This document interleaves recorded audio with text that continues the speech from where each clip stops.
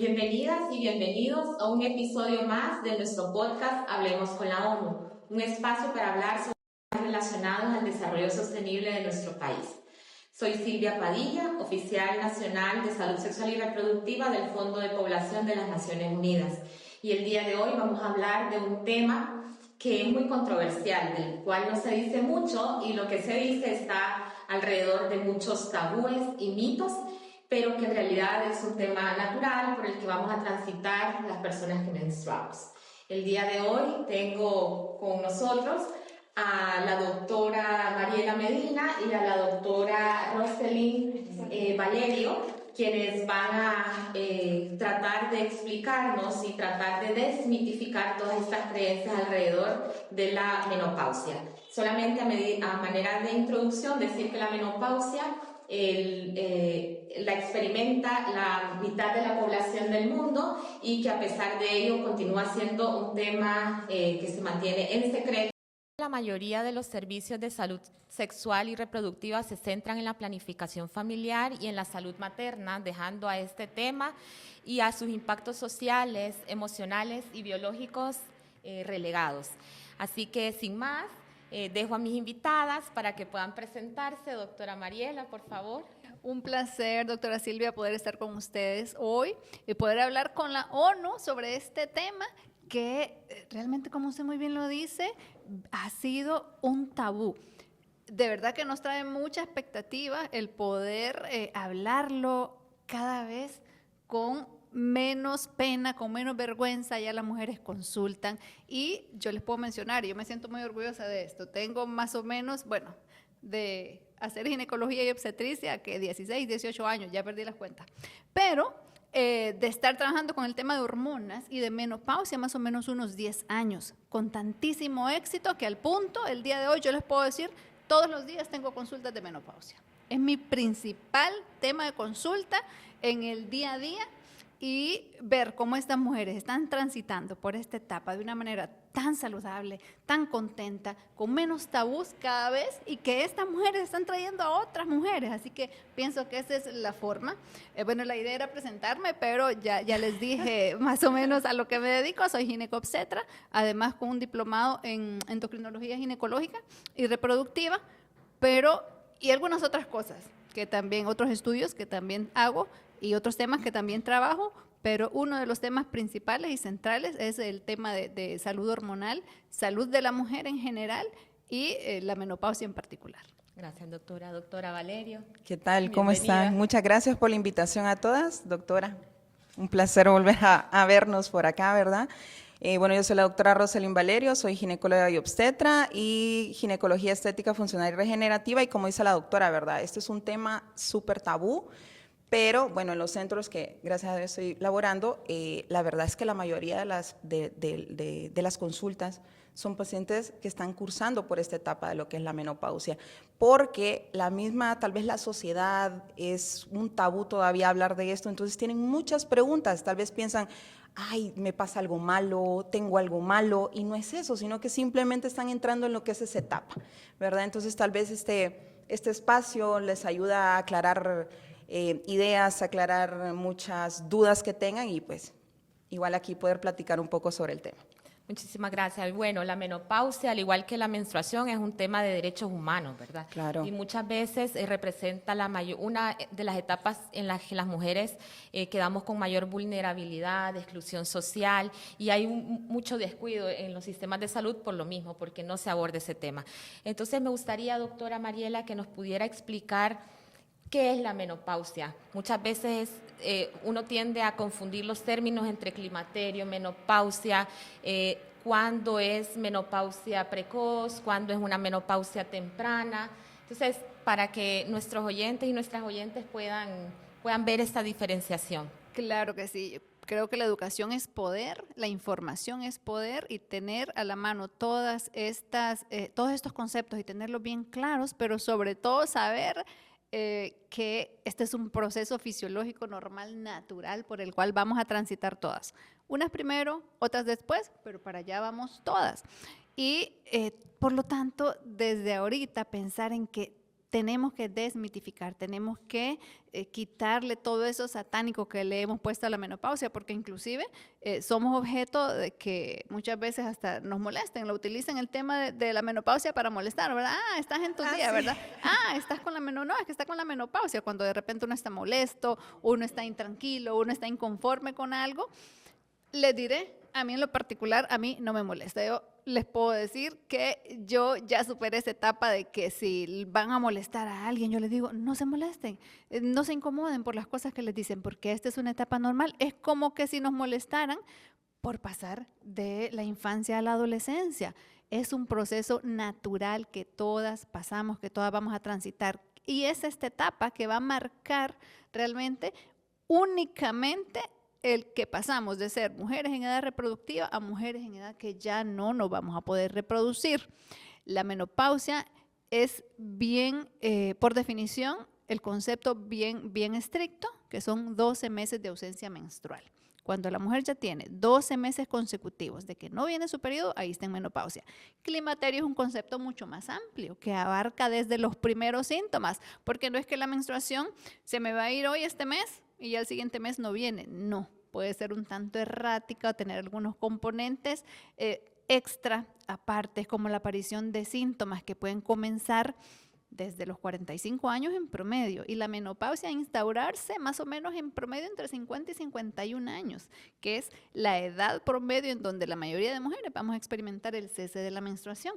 Pero el climaterio abarca desde mucho antes, porque empiezan los síntomas antes, empiezan esas ausencias menstruales, de repente me viene un periodo, pero 3 periodos sí no me vienen, de repente tengo 3 meses normales y luego vuelvo a tener ausencias por otros 3 meses, pero mientras no tenemos 12 meses de ausencia no estamos en menopausia.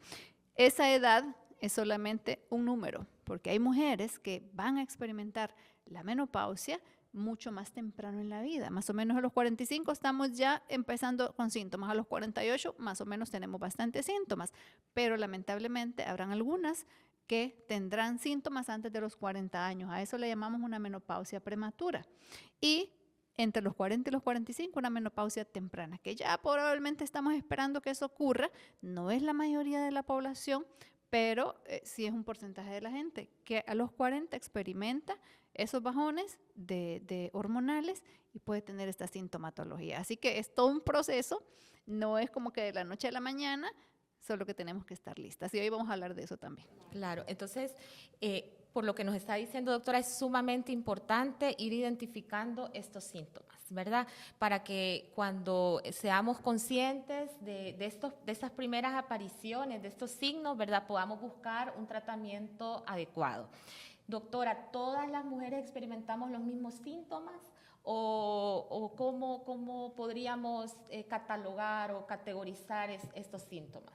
Pues fíjense que la verdad no, cada mujer es independiente, ¿verdad? Todas van a tener su proceso, algunas un poco más severas que otras, y eso nosotros lo vemos en la consulta. De repente preguntamos, ¿y cómo van los síntomas? Por lo primero que consultan ellas es por las irregularidades en sus menstruaciones, es lo primero. Entonces ya empezamos nosotras, tantos años, como estaba explicando la doctora, sentimos esto y esto. No, doctora, yo no siento nada. O, doctora, no lo tolero. En mi casa no me soportan y todo un montón de cositas. Ni yo misma me aguanto. Exactamente, ni yo misma me aguanto. Entonces, en primer lugar, ¿qué es lo primero que consultan? Sus irregularidades menstruales. Después, los síntomas vasomotores que hablamos nosotros, los calores, los sofocos, que se despiertan en la noche con sudoraciones nocturnas, la irritabilidad, creo que es lo que más les molesta también. ¿Qué otra cosa? Síndrome genitourinario, ya tengo problemas en la parte de mis relaciones sexuales, me siento reseca, me siento que me duelen las relaciones. Entonces, la verdad es que la menopausia o la premenopausia, el climaterio, tiene sus componentes diferentes en cada una de las pacientes. Claro. Además, también hemos escuchado como algunos comentarios de que pierden, se les olvidan las cosas, su memoria se ve más disminuida, y eso es importante que también lo normalicemos, que comencemos a hablar de ese tema, sobre todo porque las mujeres en edad reproductiva que van a transitar por esta etapa tienen además sus trabajos. Entonces, ¿cómo abordamos el tema para hacer espacios laborales más inclusivos desde nuestros espacios, verdad? Y en ese sentido, ¿qué impacto psicológico o emocional más común ustedes han escuchado desde las pacientes durante la consulta?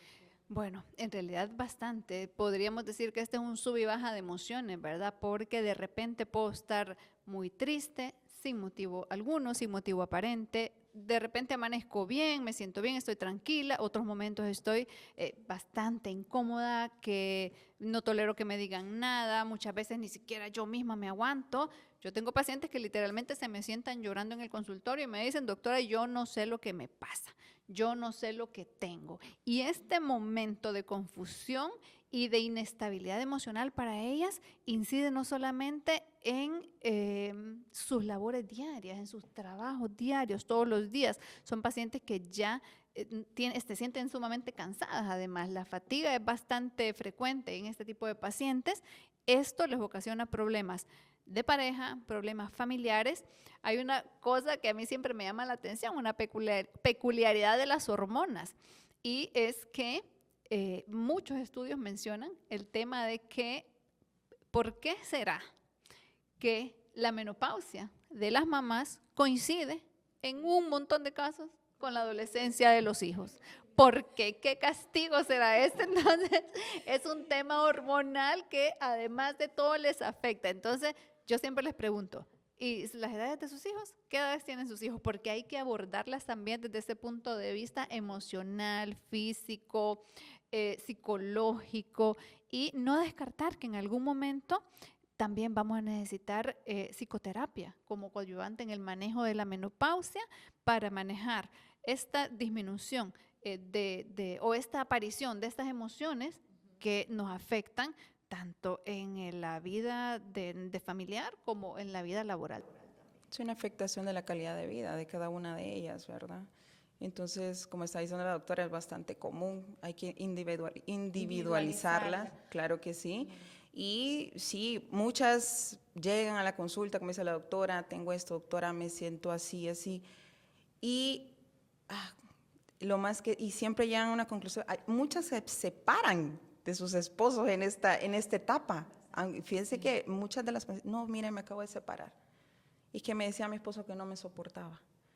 Entonces sí, hay que ir viendo toda esa parte emocional. Y la importancia de que se hable abiertamente en todos los entornos, tanto en el trabajo, evidenciar cuando se está por este proceso, pero también en la casa, para esto específicamente, por lo que mencionaron de la coincidencia con los hijos o hijas adolescentes. Ajá. Y también con su esposo. Claro, eso me recuerda una anécdota. Hace poco tuve una paciente, 56 años, si no estoy mal, llegó a la consulta a hacerse un ultrasonido porque creía que estaba embarazada. De 56 años. Y yo primero dije, ¿pero por qué cree usted que está embarazada? Es que no me viene mi menstruación.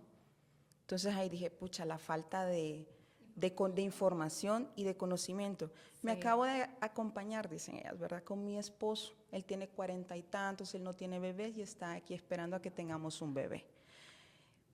Entonces, claramente hablarle a la paciente francamente de que con toda la información, ¿hace cuántos años no menstrua? 6 años, me dicen. Entonces ya venía a explicar de que es imposible, ¿verdad? Que tiene que hablar con su esposo, de que a la edad de ella no se puede, ya no, una vida reproductiva, pues, claramente.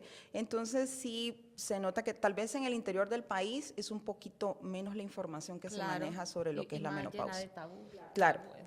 No, yo sí. pienso que en general sí.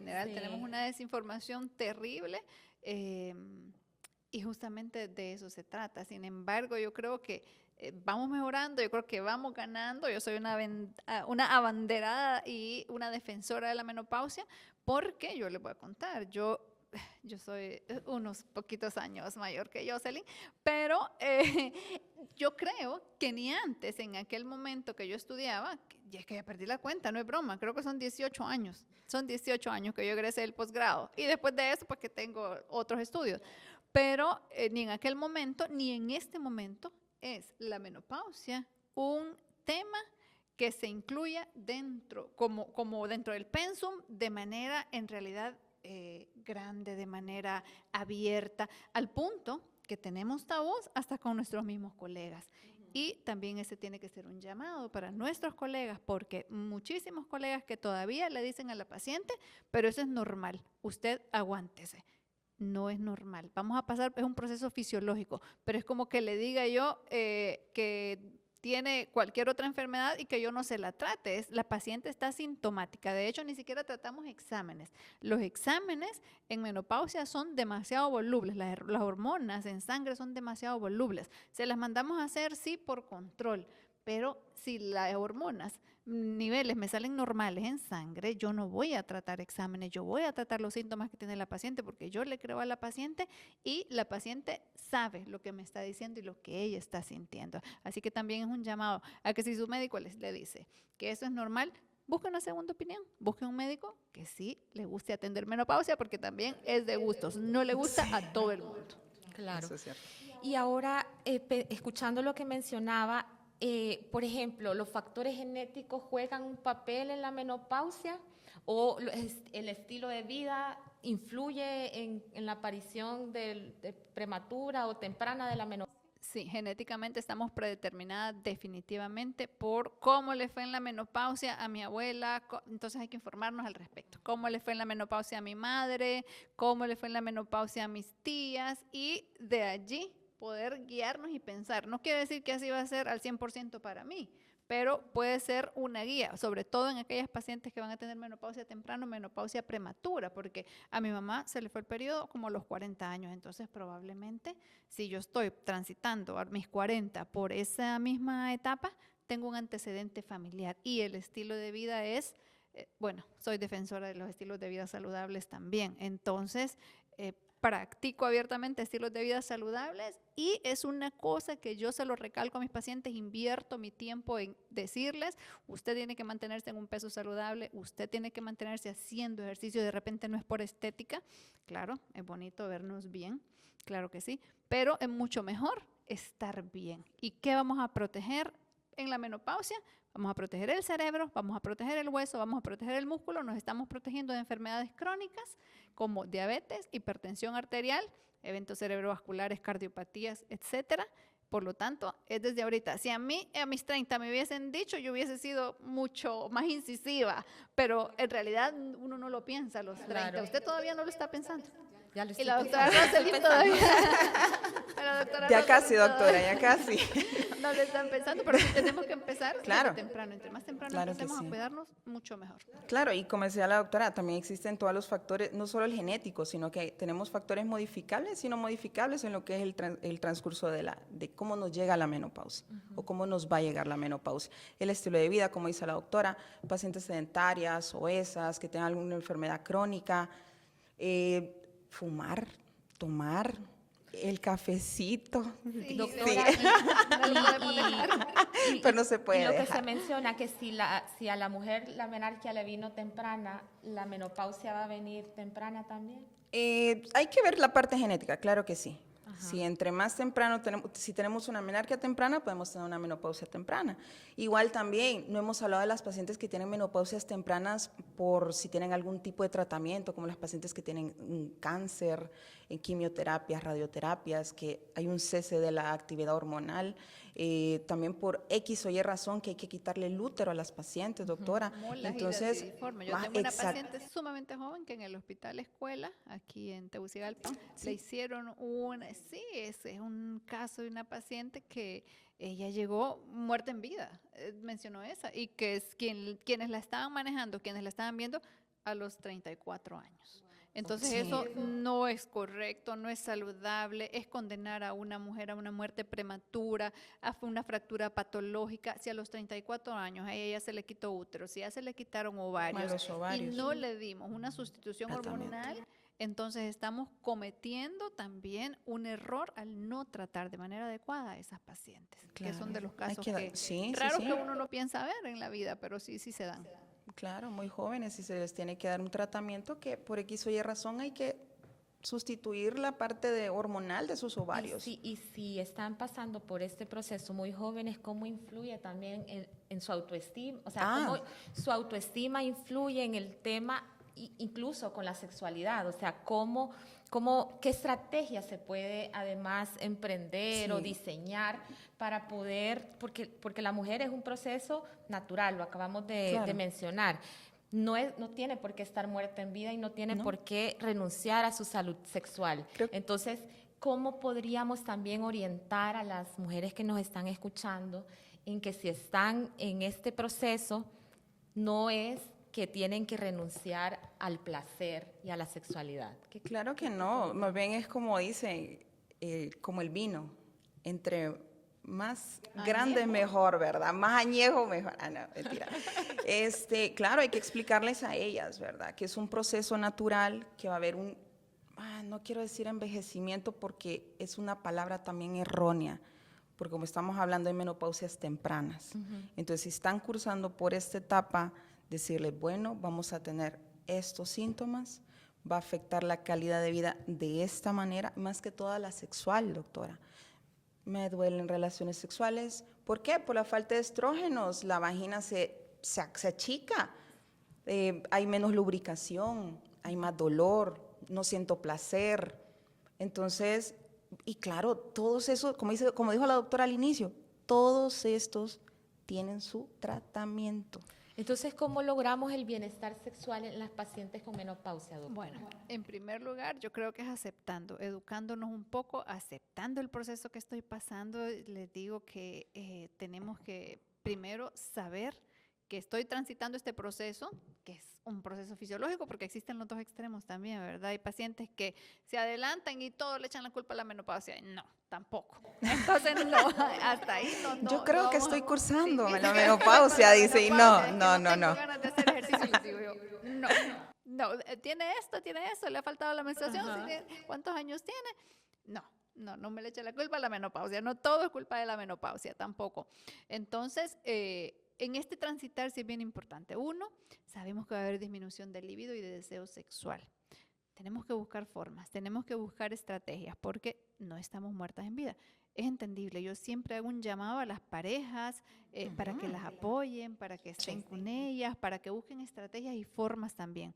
Entonces, es ayudándonos, hay que ayudarnos. Existen tratamientos de reemplazo hormonal que me van a ayudar y no le vamos a hacer publicidad a ningún tipo de tratamiento en particular porque los tratamientos son bien individualizados para cada paciente. Y la tecnología ha avanzado, doctora. La tecnología ha avanzado muchísimo. Ahora hay de todo tipo de tratamientos. Tenemos todo tipo de tratamientos, tenemos pellets hormonales, tenemos cremas corporales, tenemos terapia de reemplazo hormonal tomada, tenemos testosterona inyectada, que no la usamos para mujeres, pero es un tipo de hormona que se puede sustituir también y que de hecho es la hormona de la energía, ¿verdad? Que también no es específica para las mujeres, es más de los hombres, pero es la hormona madre para nosotras las mujeres. Y de ahí se van a derivar otras hormonas y se van a empezar a producir. Además, si yo me mantengo saludable, me voy a mantener con energía. Si yo me mantengo haciendo ejercicio, que es una estrategia que a mí me parece bien importante, si yo me mantengo haciendo ejercicio, yo voy a hacer que otros órganos de mi cuerpo produzcan hormonas, como por ejemplo la glándula suprarrenal, el hígado, si lo tengo sano, si no tengo hígado graso, por ejemplo, y yo hago ejercicio, además voy a liberar endorfinas, que son las hormonas de la felicidad, al hacer ejercicio, al estar plena, al estar tranquila, al estar saludable. Para el dolor existen cremitas hormonales a base de estrógenos conjugados principalmente, pero también, si no quiero hormonas, porque también satanizamos las hormonas, ¿verdad? Sí, no quieren muchas pacientes. No quiero, si no quiero hormonas, existen otros tipos de tratamiento que no son hormonales para, como terapia local, para quitar el dolor, para poder lubricar. Existen lubricantes genitales, lubricantes vaginales. Existe terapia de láser también, que es importante que la mencionemos. La doctora Rosalind hace, yo hago tratamientos con láser también y con esto podemos mejorar muchísimo la atrofia vaginal que se presenta en estas pacientes que sienten dolor, el ácido hialurónico que me parece maravilloso también, ya inyectado en vagina, colocado en vagina, con inyección o con ampollas de ácido hialurónico que me van a mejorar bastante y puedo nuevamente volver a tener una vida sexual. De repente les digo yo siempre, no esperen que va a ser como era antes a los 30, ¿verdad? A los 20 y tantos, a los 30, pero va a ser una buena vida sexual. Ya no solo un skincare de cara, sino que un skincare vaginal. También. Así, entonces cuidar la vida sexual de la paciente es sumamente importante. Y como dijo la doctora, ahora hay infinidad de tratamientos. De tratamientos. Claro que sí. Lo importante es ir generando también estos espacios en los que podamos abordar cada uno de estos temas, estos mitos, estos tabúes, y que cada vez más se vayamos naturalizando y normalizando hablar sobre menopausia, hablar sobre climaterio, ver la salud sexual y reproductiva desde una perspectiva más allá de planificar la familia, porque va más allá de la vida sexual activa. Claro. Y nosotros como Naciones Unidas, para nosotros como Naciones Unidas es muy importante abordar todos estos temas para ir disminuyendo todas esas brechas en la planificación familiar, disminuir también todas las muertes maternas por causas evitables y también disminuir todas las prácticas nocivas contra las mujeres, las adolescentes y las niñas. Así que para nosotros este espacio, y que lo hagamos en el marco del Día Mundial de la Salud Sexual, pues nos llena de emoción y de alegría. Muchísimas gracias a las dos, fue muy enriquecedor, creo que aprendimos muchísimo. Tenemos que seguir informándonos más, pero antes de finalizar vamos a tener una sección final del podcast donde vamos a querer conocernos mejor.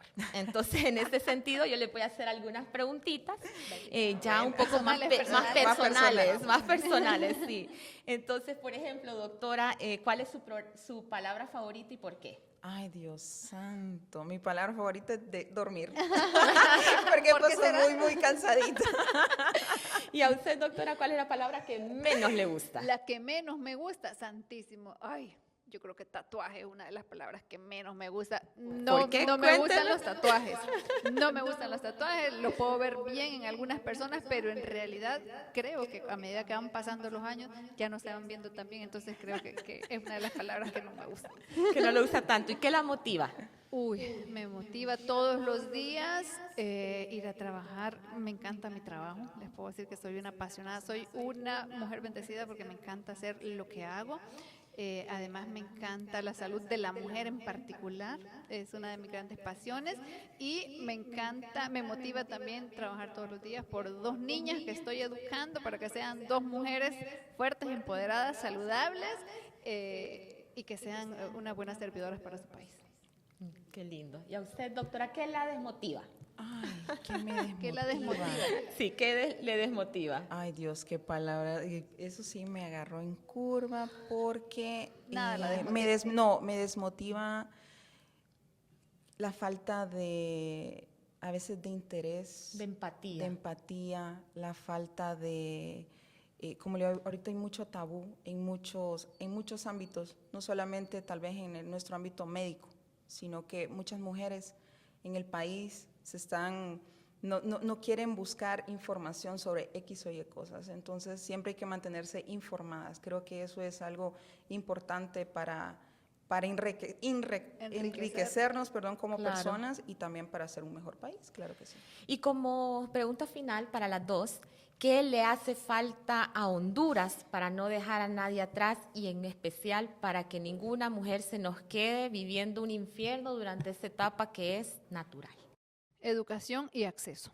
Creo que son 2 cosas que si mejoramos vamos a tener mucho éxito, brindamos más información, pero también acercamos los servicios de salud a la gente o facilitamos el acceso de las mujeres a los servicios de salud. Van a tener más información, y soy una fiel creyente de que la información es poder. Claro, motivar a las pacientes a buscar ayuda, a buscar información. Como dijo la doctora, creo que es la base, sobre todo lo que hemos estado platicando, y claro, la salud es lo más importante en el país. Muchísimas gracias. Y efectivamente, todas tendríamos que estar pensando en hacer dentro de nuestro plan de vida todo este cúmulo de información. Bueno, muchísimas gracias a todas, a todos, a todes por su participación. Qué alegría poder tener estos espacios en los que se generan cambios para las sociedades y que contribuyan a proteger a las poblaciones que más lo necesitan, y en este caso a las mujeres. a las jóvenes que vamos Claro. eventualmente a pasar por este proceso, y a toda nuestra audiencia. Muchísimas gracias por vernos, por escucharnos, por interesarse por estos temas, y les invitamos a sintonizar las redes sociales y apoyar a los equipos favoritos. Los vamos a esperar en una próxima edición de este podcast de Hablemos con la ONU. Hasta la próxima. Muchas gracias. Muchas gracias. Gracias.